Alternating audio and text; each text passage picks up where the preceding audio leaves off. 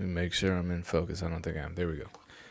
What's going down, everyone? The chat was real lively today, so that's always good to see. Shout out to everyone that was in here early. Couple quick announcements before I bring on today's special guest. If you're not aware, BeatStars offers distribution. You can earn royalties from over 30 plus download and streaming platforms and keep 100% of the earnings. Learn more at beatstars.com/distribution. And then also, BeatStars has teamed up with Paul Wall for a contest, and you can win up to $7,000 in prizes just by downloading this free acapella and creating a new beat around it. So this is the type of contest that's perfect for producers because we're making beats anyway. You may as well make a beat around an acapella and possibly win a whole bunch of cool stuff. So www.beatstars.world/Paul Wall, PAULWALL is the spot to sign up for the contest. And the last day to enter is the 18th. So if you started your remix this weekend, you could get it done in time. I'm considering it because, you know, if you don't win, you still have a beat that you can upload to your store. I've actually done that and just recently sold it exclusively. So that was cool. I forget what the contest was for, but that was with a collaborator named Dubby Got Bars.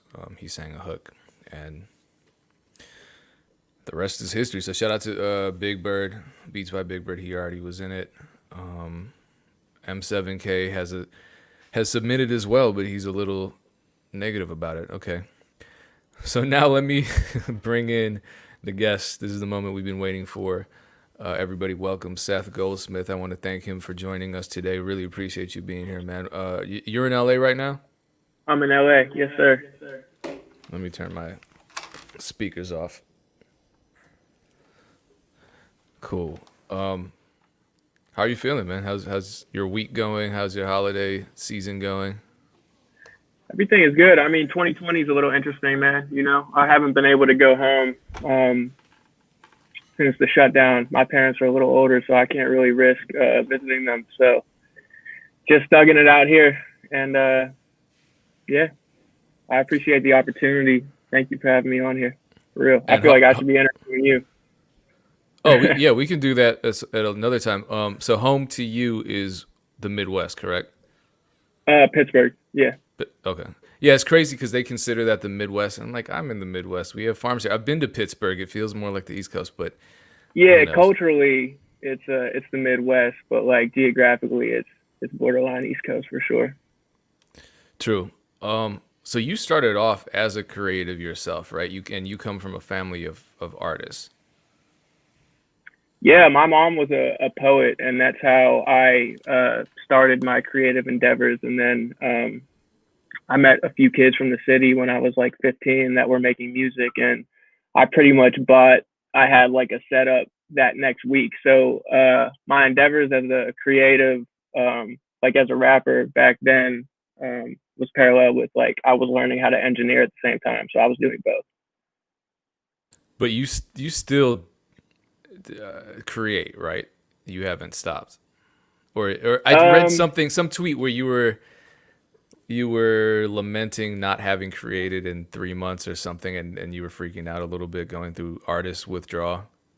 Right. Well, I'm blessed enough that like the guys that I manage all knew me like as an artist, so they still let me like work creatively. Like Ricky will have me in the studio doing some songwriting stuff or just like recording. You know what I mean? If I'm going through it or something, he'll just be like, "Yo, record a song, man. Chill out." So I still do create. It's just not like I don't wake up and do it every day like I used to. I kind of fully pivoted to management in the last 6 months or 8 months now, I guess. So given that you were a creative for so long, what made you want to start managing producers? So it really came to me, man. Like I moved to LA in November of 2018 as an artist. Actually, Ricky was interested in working with me. Like Ricky wanted to help manage me or do some type of like production deal or something back then. So I moved out here because of his interest, and you know I just started forming relationships with guys, and I moved in with my cousin, a producer named David Emanuel, who I manage as well.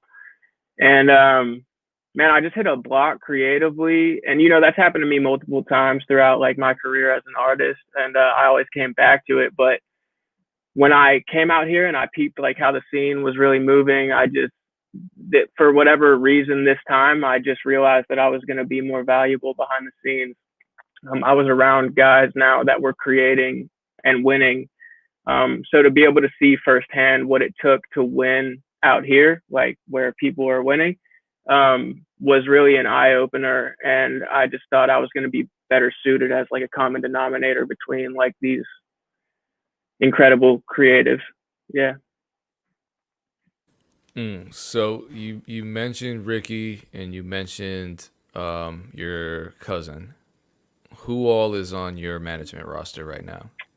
So the third guy would be DJ Afterthought, who produces EDM music and is working on a whole bunch of other stuff that we're working on launching. So yeah, there's Ricky P, producer, engineer, artist.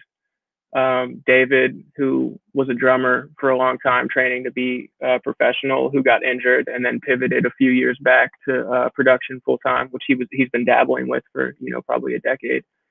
Um, and then Afterthought, who was Do a they touring all? DJ and sorry, My bad. no, you're good. Do all of your clients live out there in LA with you, or are some of them still in the Midwest? Afterthought still lives in Pittsburgh, so our work together is completely remote. But Ricky lives out here. I live with David, and I help Ricky run a studio called Kush Factory Studios out here. So, yeah, I said that basically because he lives in the studio out here. Okay, good, good. Because I was going to ask you about Kush Factory, and I'm. This is as much a learning experience for me as it is for all the people tuning in. So I have a lot of questions, and some of them are just questions about what you have going on, and I try to draw as many connections as I can off of social media, but sometimes I need to go directly to the source, which is you. So I know DJ Afterthought recently. Was it DJ Afterthought who recently produced a record with Wiz Khalifa? Yeah, it's called McQueen Dreams. That was DJ Afterthought and Blunts and Blondes on the production, and then yeah, we got those Wiz vocals cleared, which was tight. That must have been a process, right? Clearing through. He's with Atlantic, so Warner, you had to clear it through. Through Atlantic. Yeah. Was that a process, or was it easy?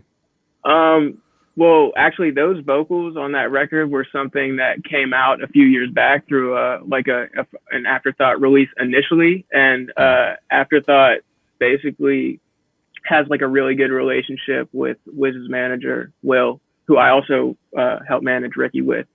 So those connections, like those like actual relationships and connections, really help the process move along pretty quickly. Yeah. Got it. So in addition to this DJ Afterthought, Blunts and Blondes, and Wiz Khalifa record, what are some other recent projects that you've been proud to have worked on? So before the Afterthought and Wiz record, there was one with Wi-Fi's Funeral, which was really cool. That was actually like with another EDM producer named Hydraulics. That was actually like I started the rollout with that like my first day on the job with DJ Afterthought, so that was pretty wild to just get thrown into the mix. And then I got David.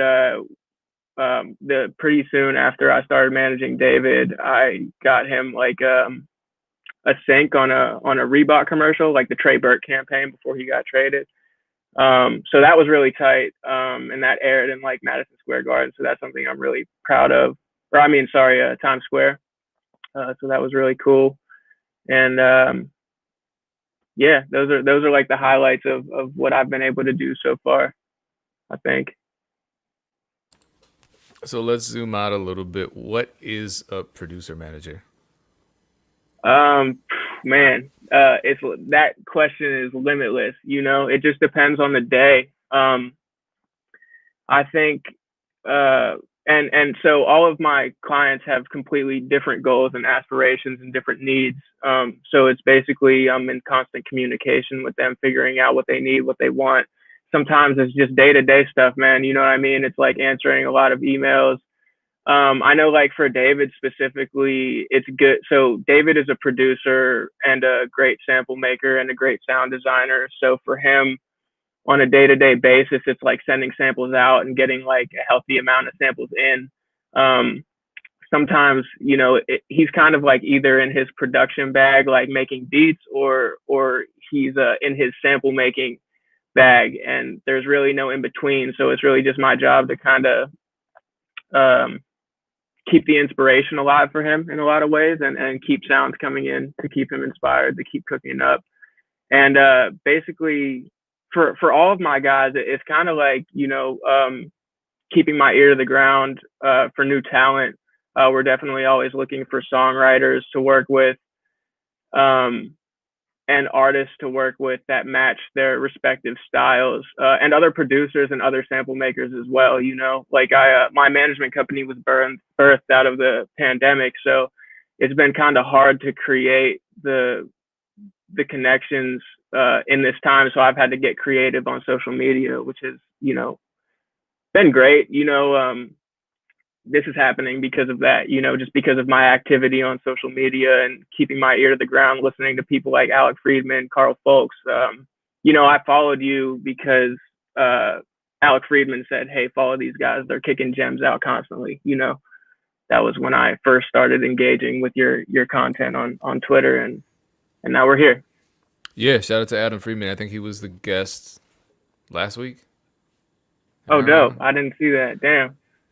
Well, I haven't That's what's up, posted it man. yet on my YouTube, but I will. So shout out to Adam Friedman. Shout out to Carl Folks because they've all been guests here, and we appreciate having a lawyer's perspective, which is I think something that's been missing from our space for a long time. And now we have two guys who are outspoken advocates for producers, and they're accessible and they're consistent and they're willing to have these dialogues with the producer community, which is amazing.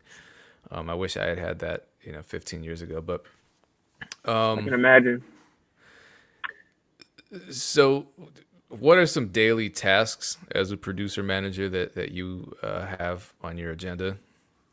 Um, I mean, I'm in constant communication. Like right now, I'm in constant communication with kind of like all of the collaborators that and projects that we're working on. So I try to like keep the pace up. If Afterthought is working on a record with Blunts and Blondes, and for instance, we're working with this guy For right now, and his manager is asking me where the record's at. So I'm in constant communication between the artist manager, the producer, and the collaborator. I've been kind of like the liaison between Afterthought and like Deadbeats, which is like an EDM label in Wakan, and helping execute the rollouts, getting contracts signed, um, seeking songwriters, seeking producers, seeking sample makers. I'm kind of on my phone all day, man. I really, since things have shut down, I'm kind of scrolling Instagram and Twitter a lot, just peeping the scene, seeing what people are doing, and executing things in like a timely manner. Like if I see a producer is in the studio right now, I'm gonna send him David samples that we haven't sent yet, for instance. You know what I'm saying? So it's kind of like striking while the iron's hot on a day-to-day basis. Yeah, let me pick up on something you said, which is that now that there's this pandemic, you are having to work a lot in the social media world. What are some effective networking techniques that you can share? Because that's one of those things where social media is like the Wild West with how people communicate with one another, and not everyone knows how to network. Right. So, I kind of what I've learned most about my personal, I guess, like brand or situation on social media is, like for instance, like I use everything that we have created as a piece on the chess table, right? So like my pinned tweet is like the thing that David did with Reebok, right? So I'm interacting with people, indirect messages. People can see the fact that other producers in the community follow me. So I'm establishing trust already. If you DM somebody, they're going to check out what you're into, right? They're going to go to your profile. So really, it's just been outreach, and you have to have an ear for what your artist needs. So essentially, I'm reaching out to people that I think will fit the situation that I personally have on my team. And the responses are like 50-50. It depends on who you're reaching out to. I think the best thing that anyone can do in this day and age is like network horizontally. I know that's spoken about a lot in the community, but if you have an ear for talent and you like recognize someone else's talent, and that like whoever you're managing or whoever you're working with is on a similar at a similar state in their career, you never know like who's going to go up. Like for instance, I was hawking Twitter like a few months back, like I told you I do, and I just saw this dude named Hollywood Cole post a beat video on Twitter, and I was like, this is hard. Let me send this dude samples.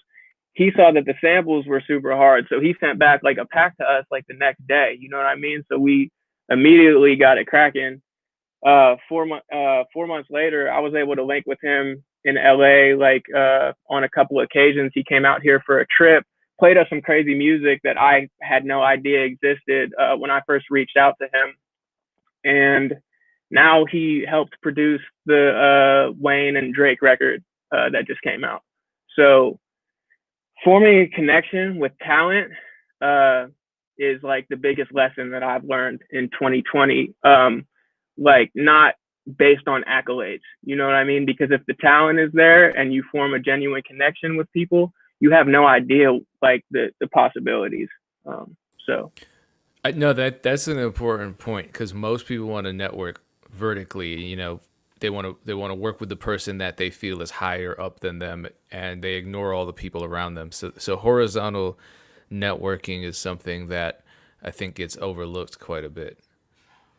Absolutely, I agree. And it's hard, when you're here and there's someone else here, it's hard to reach them. So it's almost I don't discourage it necessarily, but like you, I encourage horizontal networking because it's a lot easier to access the people who surround you than it is for the people who are probably busier than you, probably who don't even manage their own social media and so forth. So for sure, there needs to be an equal value exchange. You know what I mean? Like both parties have to feel like they're getting the same out of the situation.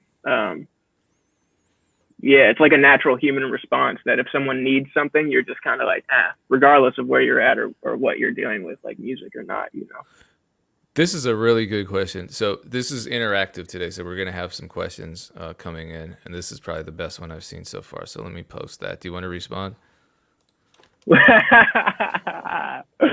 Damn, that's crazy, man. Honestly, I feel like I'm the best looking one out of the bunch, to keep it real, but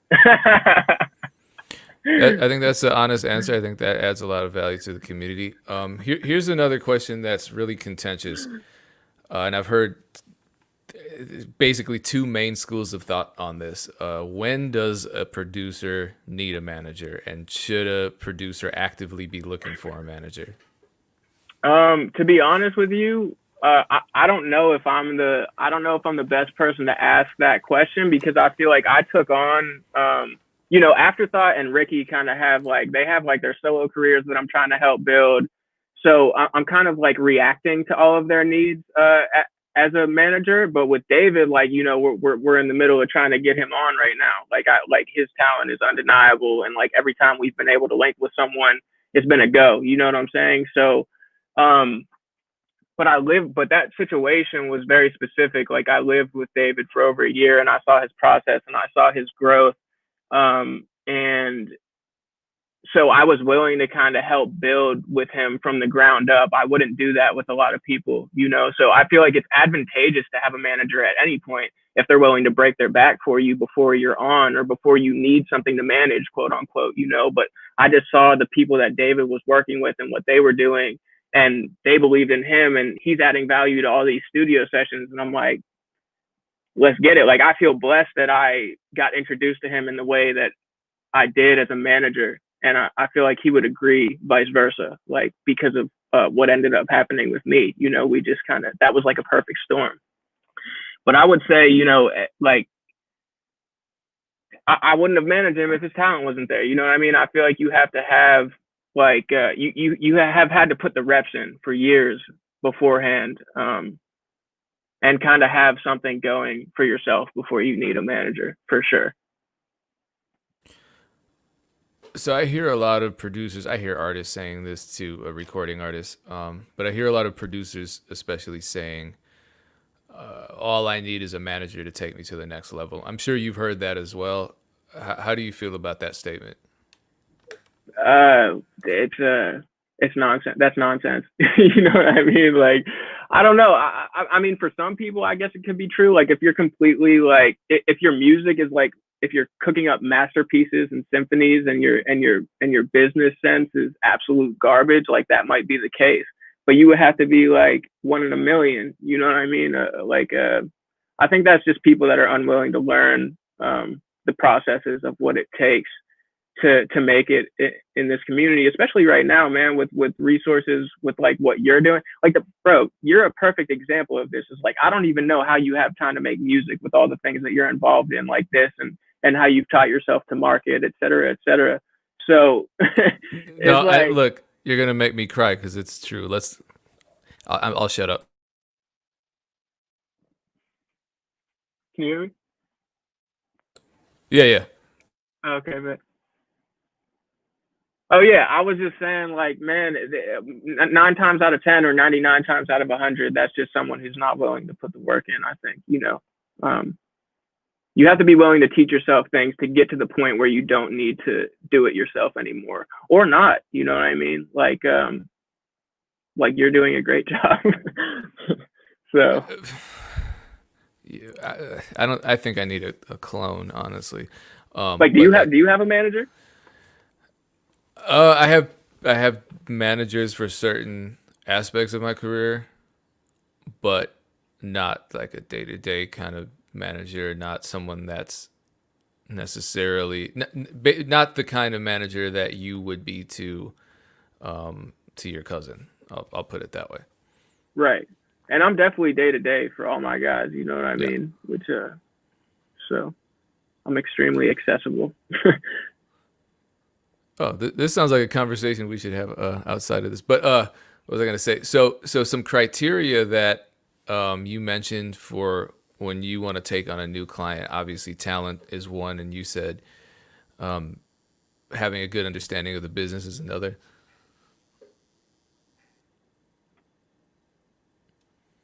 Sorry, was Uh-oh. that a question?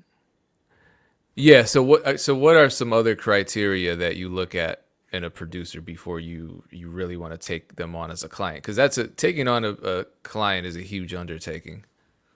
Yeah.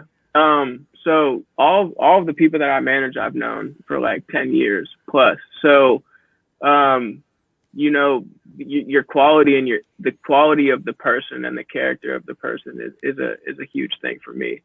If I wasn't managing anyone at this point, I would have a completely different answer. But at this point, like, if I was looking to take on another client, it would have to fit in um, to what I'm doing right now. You know, like my other clients would have to benefit from what said new artist was bringing to the table. You know what I mean? And they would have to benefit from what my artists are currently doing. You know? Here's a good question that relates to that. Sanders 1992 wants to know what percentage a manager usually takes, and whether this percentage comes out of the advance or the royalties, or I guess both. Right. Well, we're still waiting for things to come in. The music business payments are super. It takes like a long time to get everything sorted. My management company is like only 6 months old, You know what I mean? And we've only had a certain amount of releases within that, so I haven't really crossed that bridge yet. But I think it's different. It's situational. Right now it's kind of like I don't even have a contract with my guys right now. Like we're just, if I can't get paid from my people for the work that I'm doing, like I don't want to be in business with them anyways. So that whenever we need to cross that bridge, we're going to cross that bridge. I've had like some preliminary conversations with people, and there's definitely like this universal, like you're going to get 20% of whatever you bring in. You know what I mean? So if you create an opportunity, I'm going to take 20%. You know what I mean? But that's as far as I've gotten with that. Yeah. So how do you feel about the arrangements that are out there? Because there are so many different arrangements with regard to management, and I've seen increasingly more managers. Actually, let me save this one question because there's a tweet that you responded to that I want to connect to this topic. But as far as a manager taking on the day-to-day role, so Dame Ritter is my partner in Music Entrepreneur Club, and he often talks about how a manager's work can often bring in opportunities that are indirect, and so therefore he tends to lean more towards 20% flat of an artist's income. Dame does.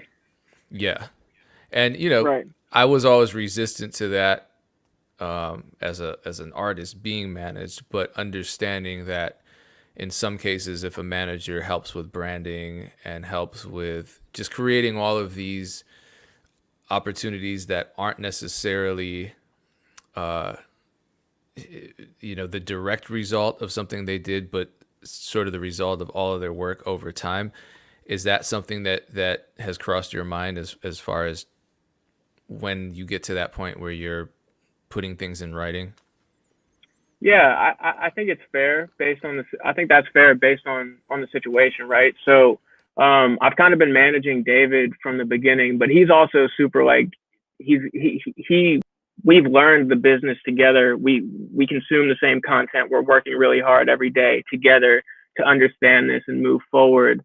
So in all of my situations, I don't know if I would be comfortable taking 20% just because of how much David is doing by himself. And for instance, like DJ Afterthought and Ricky P were already established by the time that I started managing them. You know what I mean? Ricky P is a platinum producer. He's 5 times Grammy nominated recording engineer. These guys took a chance on me because they knew my work ethic and my heart. You know what I'm saying? So I don't feel entitled to 20% of any of my guys, just to be transparent, like a flat 20%, like I feel like definitely 20% of anything that I would bring in, and then maybe figure out like a smaller percentage if I continue to do the day to day. But at some point I would like to bring someone else on to handle kind of the day to day stuff that I've been doing so I can focus on like the bigger business and expanding the company. So let me pick up on something you said about you and David consuming the same resources. So you're talking about basically putting yourself through a music business crash course and kind of what do they say, working on your feet or flying by the seat of your pants or whatever that idiom is. What are some of the ways that you've enhanced your understanding of the music business, and what are some of the resources that you and David consume to become the music business entities that you have become? Sure. So I started out by reading like what people consider to be the music business Bible, which is just like the everything you need to know about the music business, right? So also I started consuming all of this content probably a year prior to becoming anyone's manager. I just knew I wanted to enter the business in some way or another. So I took a year basically and educated myself. Some other great resources are like the Song Trust webinars, your channel, you know what I mean? Listening to people like Illmind. The Producer Grind podcast is crazy. Dan Runke or Runcie, I don't know how to pronounce his last name, but he has Dan Runcie, yep, Trapital. Yep, exactly, Trapital. Figuring out all of the good, there's like really, really good email lists to be subscribed to, you know what I mean? That one, there's like Water and Music, and Carl Folks. You know what I mean? So publishing and like the music business side for me is like, it's kind of like learning a language or something. Is like I need to be constantly reminding myself how these things work to keep my understanding up to date. And things are changing fast now. So just consuming as much as possible. Like I don't know if you know who Human Resources is, like the distribution company out here. They had panels with like all of the craziest people in the music business for like 4 or 5 consecutive weeks when things first shut down. So the resources are out there. You just have to be curious. You just have to be curious. What are some common mistakes you see producers make in the music business? Um, Taking a pub deal too early. I think a lot of the producers I've come in contact with in person out here all kind of had like a nightmare deal that they were a part of.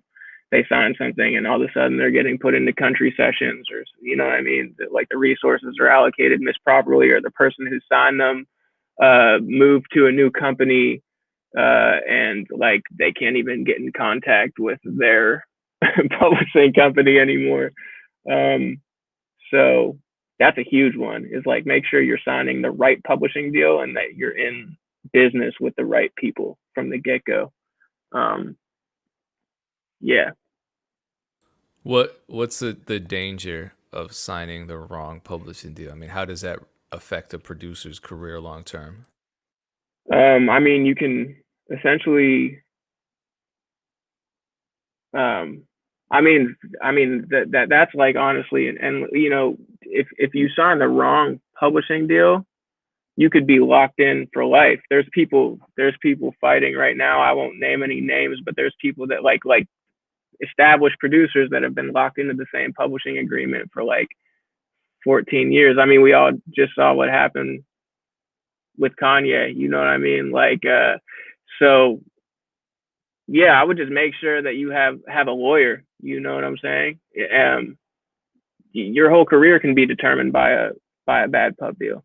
Essentially, I know a lot of producers that are still trying to get out of theirs and finding like creative ways to figure out how to get out of it. You know, so you don't. That's not something you want to be focused on. You want to be focused on moving forward and yeah, and winning rather than like how can I get out of this situation. Um, yeah. Do all of your clients use the same lawyer, or do they all have their own respective lawyers? No, they all have their own respective lawyers. Um, yeah, David's lawyer is Carl Folks right Mm. now, and Ricky's got his own lawyer, and Afterthought has his own lawyer. Yep. And they're happy with their lawyers. Yeah, yeah. As far as I know, I think Ricky has access to a few, and yeah, we haven't had any issues with Afterthought's lawyer for as long as I've been managing him. Yeah, I know that can cause some trouble too. There are a lot of it's like everywhere you turn in the music business, there's a potential pitfall. So it's always difficult to know and anticipate those pitfalls. A lot of it is learning by making mistakes and trial and error. But sometimes, like you said, signing the wrong publishing deal early on is a mistake that you learn from, but then you're also locked into it. So it's hard. How do you minimize the chance of making mistakes that serious aside from getting a lawyer? I think educating yourself is the only answer. You know that, and I know everyone has like a different situation financially, and a different home life and a different upbringing, and um, but it's like the less I know this is discussed a ton, but like the less you're dependent on that upfront bag, like the better chances you have of signing a good deal, and not being blinded by um, your first couple thousand or 10,000 or $20,000 that's offered to you. But I think educating yourself and make sure you're signing the right pub deal for your situation, like a lot of people I feel like sign a publishing deal and then have like a minimum requirement that they can't fulfill. You know what I mean? Mm. Because they had like one hit or something and their talent or like they just can't follow up, you know? So then they're locked in a situation where like probably an admin deal would have been smarter, you know, and building your catalog. Like a lot of the producers that I'm dealing with right now are unpublished and kind of like these publishing companies are, it's not like a bidding war, but they're all creating opportunities for these guys. So there's like these different publishing companies that are essentially like foaming at the mouth to give these guys opportunities.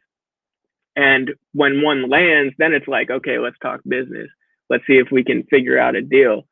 So if you're building your catalog, you're just building leverage essentially. Yeah, it's been wild to see like a couple close friends have opportunities like that. Like publishing companies are offering these guys opportunities before they've signed them. You know what I mean? To try to sign them. So. Okay, like a trial period. I don't even know if or it's that. Test. It's just, yeah, it's like they see the talent, they see the records that these guys have produced, and they know that that they could come. That essentially they're going to be profitable. So they try to land a big record with them before a different publishing company. So then they can essentially sign them.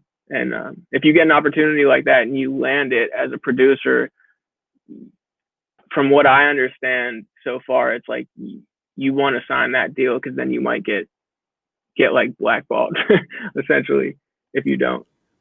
Oh, right, because they're kind of giving you a gift, and the expectation is once you get that gift, you're obligated to sign with them. But you know, I guess why wouldn't you? That gives you one more reason to sign to a deal if they've already given you an opportunity. Exactly, and in some of these cases, you know, these companies are fighting to get this placement for months. So it's like they put months or a year of work into trying to get you an opportunity, and if you land it, then it's like, you know, and if you deny that, then another company might catch wind of that you did that to that company. So all of a sudden, we're not going to be providing these opportunities for you either. You know what I mean? So. Damn, that sounds like a really tough situation to be in. Damn. I mean, also a really cool. It's like you're in a position of leverage, but then you're also in a position of obligation at the same time. It's kind of weird. It is weird. That is weird. Well, thank God no one's foaming at the mouth to sign me to a publishing deal. I'm not in that position. I doubt that's true. I'm sure a lot of publishing companies will be interested in signing you, man. Oh, this is a good time to plug BeatStars Publishing because they're offering publishing administration through Sony ATV. And from what I've been told to people who have had Sony ATV admin deals before the BeatStars Publishing partnership, they're happy with those deals. So that's something that all BeatStars users have access to.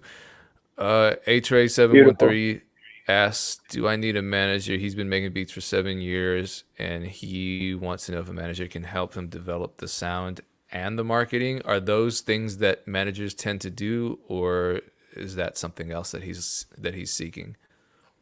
I think different managers have different strengths, and so I think that depends on your manager. I think developing your sound, if a manager is that in, you know, as a producer, I don't know, because a producer is the one who's like a producer in the like in a certain sense of the word is a sound developer. You know what I mean? Like, so that's not what I do. I'm not helping develop a sound, and my strength isn't marketing, so I know enough to be able to ask the right questions and kind of like run certain ad campaigns and stuff like that. But I'm sure there are managers out there. They're like great managers are. I've seen like digital marketers become some of the like the craziest managers in this current day and age. Yeah, so I think you'd be lucky if a manager who is a digital marketer would want to work with you right now, because yeah, that's a superpower in this day and age. What's the hardest part of managing producers? Um, Waiting for a potential record to come out. you know, it's like we, you send out 100 songs, you get 10 back, one might come out essentially. So it's like a constant waiting game. Um, yeah, that's the hardest thing, and that's why for instance, David is working on creating like a sample business, making drum loops. You know what I'm saying? And creating a business that um, placements would be a product of. So we're not trying to be dependent on releases coming out. I think that's a really difficult game to play as a producer in the current landscape. So I would say, yeah, I don't know that, and being accessible, all the time. Managing three people is a who all have different needs is a difficult thing for a manager. For me, so it's kind of like protecting my energy so then I can give forth the best energy is like the main thing that I've had to balance.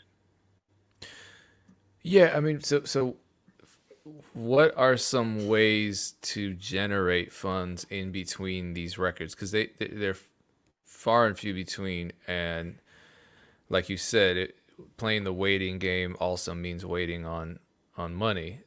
So how are some ways that you're seeing producers fill in those gaps, staying busy, continuing to generate an income for themselves?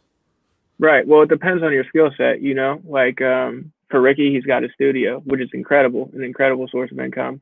And for Afterthought has a studio in Pittsburgh that he runs and operates. And sync placements will be great. It's so I've been basically researching like music supervisors, getting in touch with people and getting sync placements. Those are the in betweens that we've seen right now. It's difficult. That's not an easy thing. It's like, how do I make money out of thin air?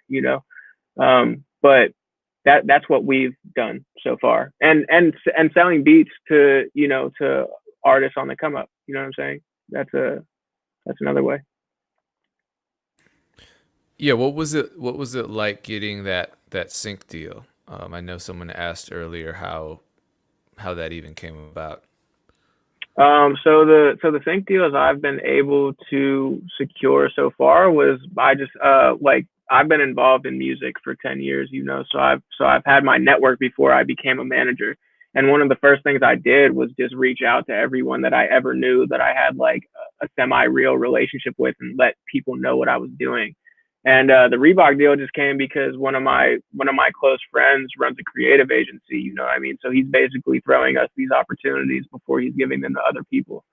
But I think the best way, the other lines of communication I've been able to open is, um, these music supervisors are accessible. They're not like they're a portion of the business these are just regular people. There's less ego involved and there's less like so I feel like they appreciate being appreciated. So everything that I've done in securing like a relationship with the music supervisor is I've looked them up on IMDb. I've seen if they've done interviews. I learned about them and then I reached out to them directly.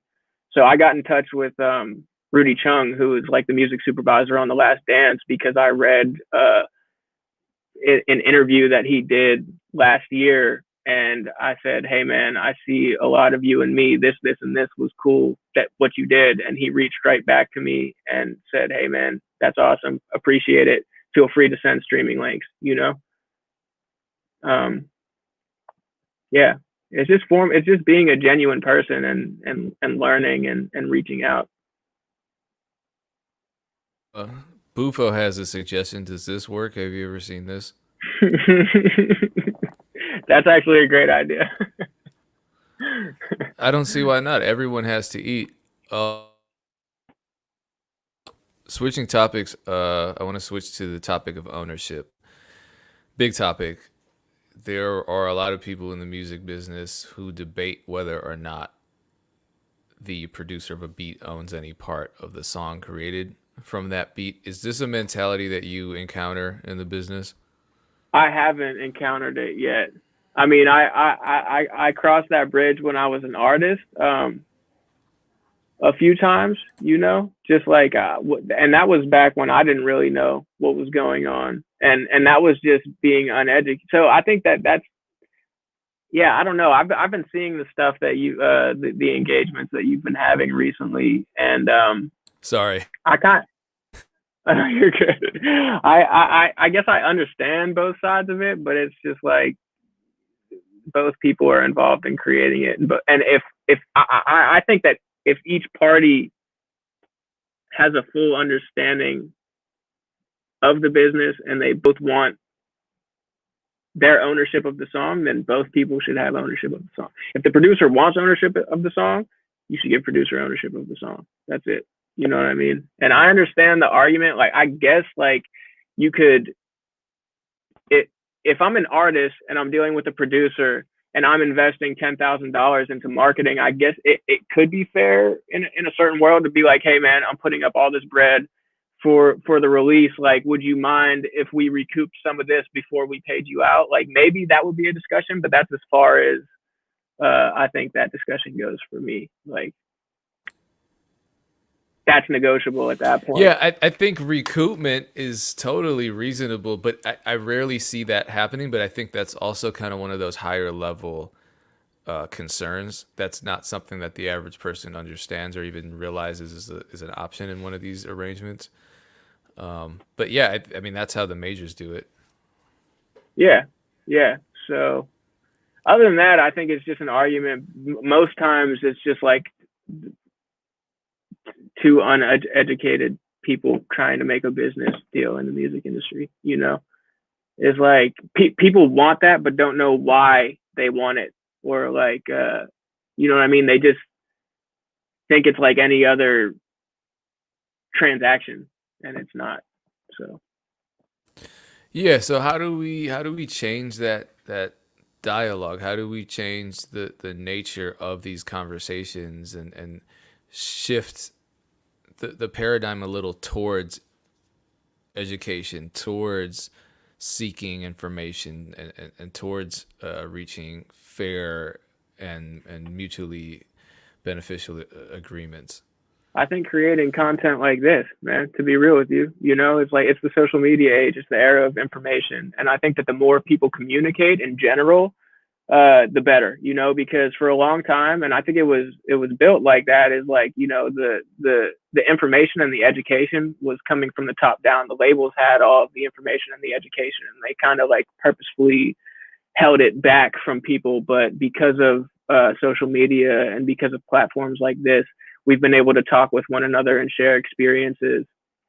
And I think that's super powerful, and we just have to keep pushing forward in that way. It just communicating, man. Clubhouse has done incredible things. I've heard like manager conversations up there of guys that are managing like the top producers and top artists that are still learning from each other. You know what I mean? Like, openly on a platform where 1,000 people can hear what they're saying. So not only are these people that are already at the level that, like, where they're making serious money learning from one another, but they're at the same time teaching 1,000 people that are tuning in, So I think it's headed in a good direction, as long as people have an open mind, essentially. So speaking of ownership, Carl Folks, who manages one of your clients, Doesn't manage. Or sorry, that represents one of your clients as an attorney, and he also represents Othello Beats, who was a guest here. He recently tweeted, "Good managers deserve equity, not commission." So this is what I was wanting to bring up earlier when we were talking about you and your 20% and how you structure your deals with your clients. I know you retweeted that, so I figured you have some thoughts on it. What does that mean to you to have equity and rather than a commission as a manager? Yeah, so I retweeted that and basically said, I like quote tweeted it and said goals. So that for me is like the best possible case scenario, because that would mean that you're a good manager, so you're deserving of that equity, so everyone is winning at the highest possible level in that relationship. I think obviously in the that tweet or that mindset in the wrong hands could be not a good thing. You know what I mean? But so when I retweeted that and said goals, that would mean holding yourself accountable as a manager and being the best manager that you can be as well. Got it. Back to Twitter. So in October, Adam Friedman, who we talked about earlier, the lawyer who represents a lot of producers, he tweeted about how A&Rs at major labels didn't know who to talk to within the label system about paying producers their royalties. And he said, I don't even blame them, I blame the systems.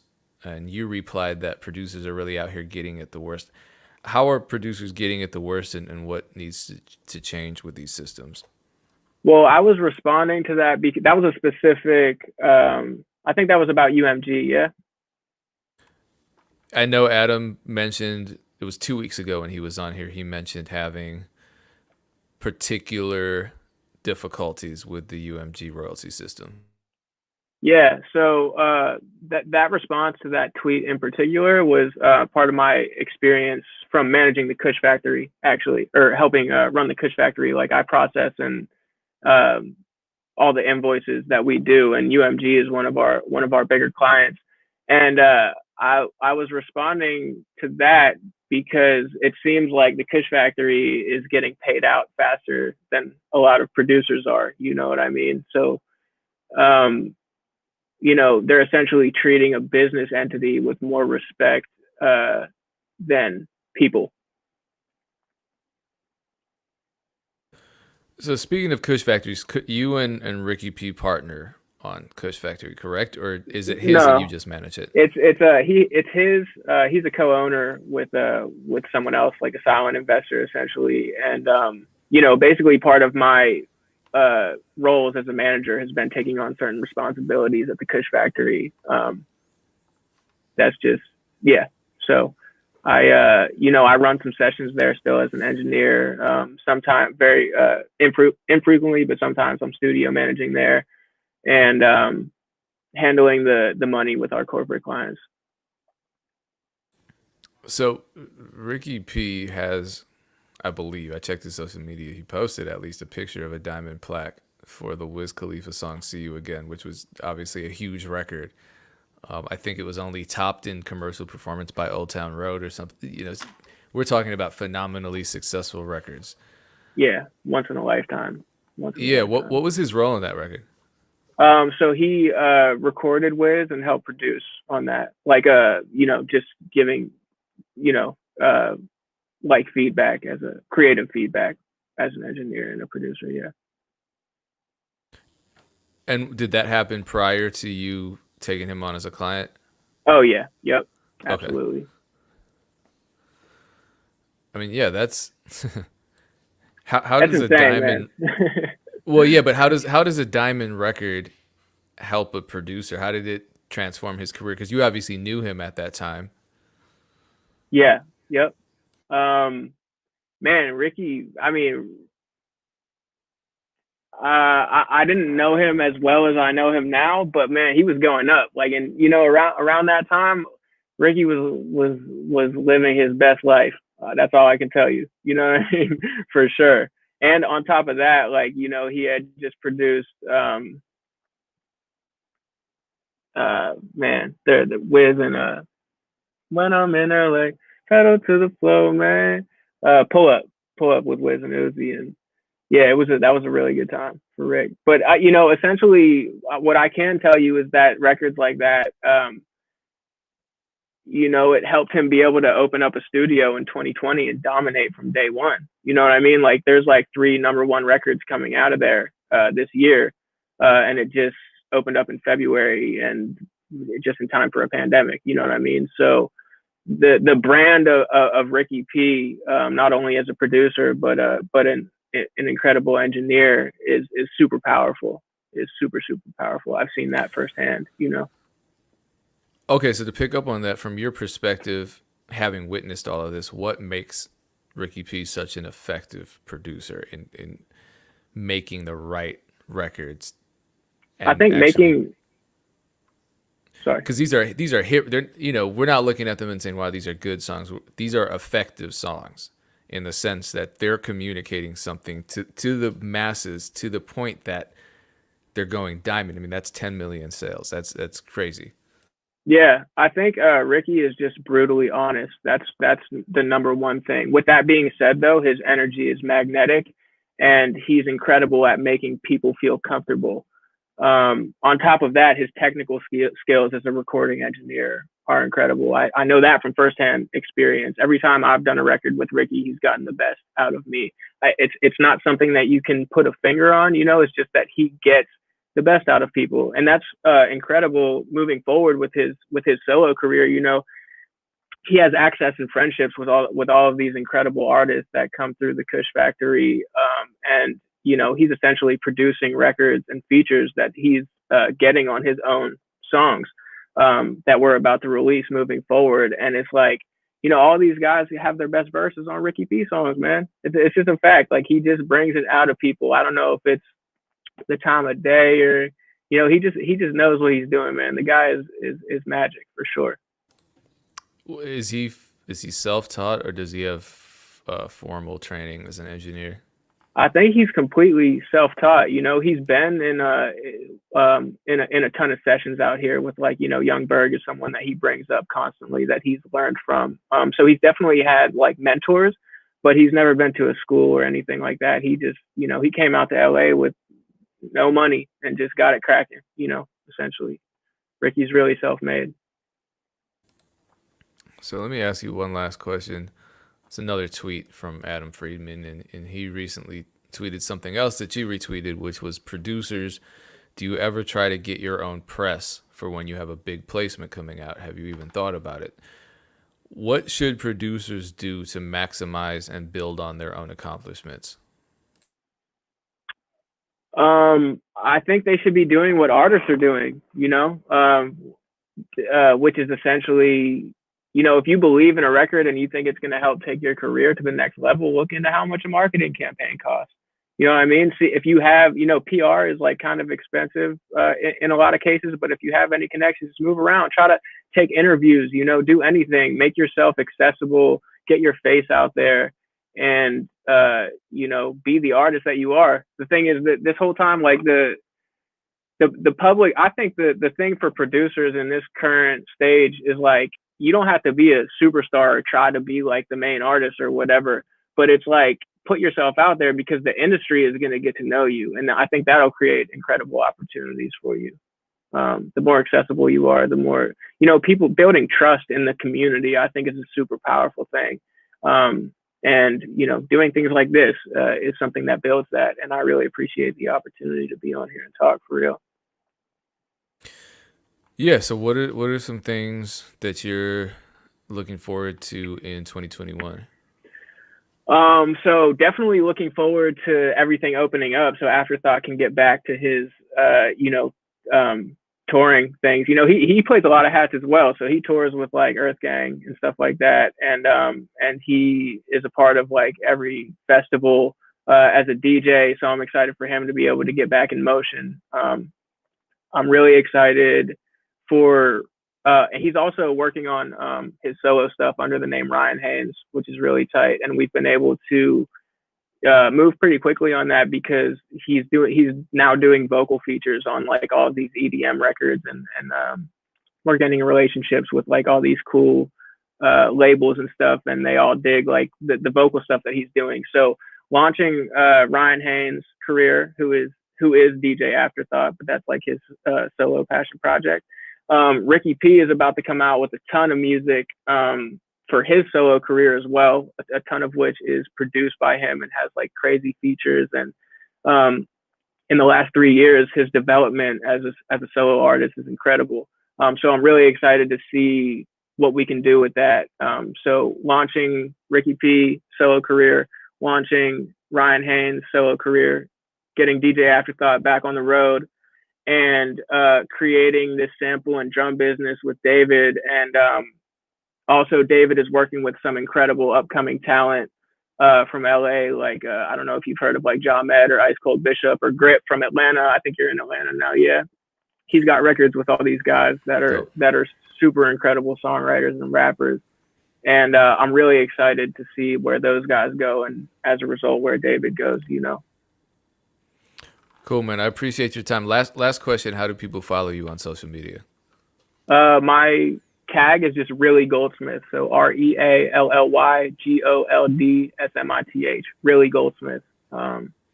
Yeah. Well, thanks again for your time. Thanks again for sharing your experiences and your insights. Go follow him, Really Goldsmith, on, I know, Twitter, Instagram too, I believe. Everything is Really Goldsmith. Got it, man. Appreciate it. We'll have to do a follow-up sometime in 2021 to talk about all these projects that came out and all of the rollouts that you were a part of. I would love that, bro. I'd also love to send you some samples and drums. Yeah, definitely. And you heard, I always trick people at the end to get them to verbally commit to a follow-up interview. So success. I would love to do that, man. For real, for real. And I think you're going to really enjoy the samples and the drum kits as well. Awesome, man. Well, we'll connect. Shout out to everyone that tuned in. We are here every Monday and every Thursday for these completely free music business mentorship sessions with interactive interviews with professionals in the business. Monday at 3 p.m. Eastern Standard Time is Dame. Thursday is me. So tune in. We'll be back same time, same place next week. Happy holidays, everyone. Much success to you. Check out BeatStars.world for all of the up-and-coming opportunities for producers who use the platform. Yes, this video will be up. All videos are archived to BeatStars Twitch and YouTube pages. Peace, everyone.